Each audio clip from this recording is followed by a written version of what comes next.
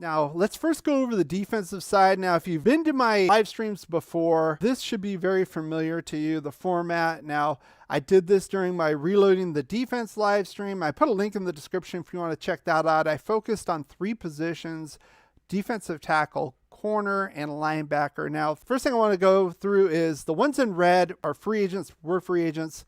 The ones in yellow are on their last year. And then these two, Abram and Farrell, there's a 5th-year option because they were drafted in the 1st round. And then the other guys are longer than 1-year contract, if you see it in silver, just to let you know that. So the first thing I want to go over is the ones we have lost for sure. Casey Hayward signed with Atlanta. He's gone.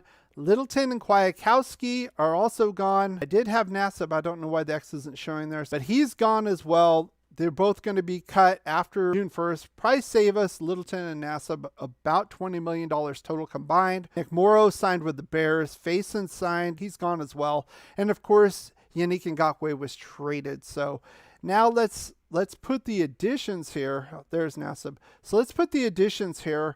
I put these in white so you can kind of see the difference. So I put Nichols in the 0 position where Hankins is, because I'm not sure if we're going to re-sign Hankins. So if we're not, I'm going to assume he's going to fill that role. Rock Ya-Sin is going to be on the other side of Trayvon Mullen. That makes sense. I kind of put Jones in between. He's probably going to be on the edge, but he can kind of fill both spots.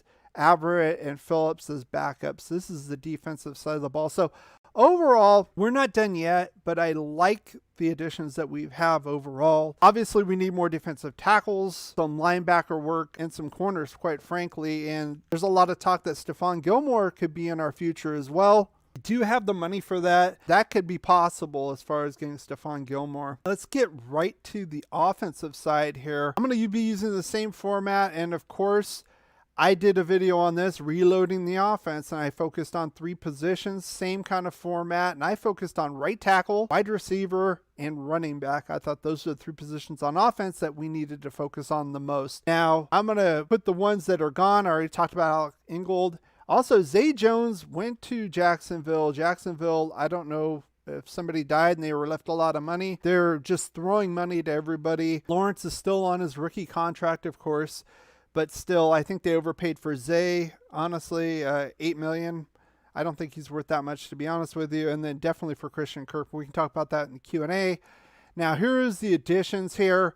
Now, obviously, Devontae Adams would be right over here, wide receiver 1. I have Alex Bars here at guard. Now, I'm wondering if what they're going to be doing in this situation now is Leatherwood going to be moved back to right tackle? Because we haven't addressed that. Still, I would still like to get a guy like Bobby Massey. He's still out there. He'd be relatively cheap. And even if we are going to move Leatherwood back there, that would be a nice backup at tackle if he gets hurt or he falters again or whatever. Now, maybe Denzel Good's going to be cut. I believe it'd be a $4 million cap savings. That's why we got this guy. Or he could just be for depth. And then Hollins, I just put him here as a backup wide receiver. Same thing with Johnson here at fullback. Now, these two, I talked about that. Jalen Richard's not going to come back, obviously. And honestly, I still want a guy like Dameon Pierce. I still see smaller backs backing up Josh Jacobs. I want a big guy that can pound the ball in the 3rd quarter. Like I said, a guy like Dameon Pierce, maybe he'll be there available in the 3rd or 4th round. We still have draft picks there. That's what I would like to see. But overall, not as impressive on the offensive side, obviously, other than Devontae Adams. Still don't think we're finished yet, especially with this tackle position. We need to get some, at a minimum, some depth. So overall, pretty good job, I feel, by the Raiders thus far. Started off slow in free agency and kind of roared thereafter with the trades and the big signings. When you have great coaches, then after you have great coaches, you get great players. You have a great organization, and you tell them one thing: just win, baby.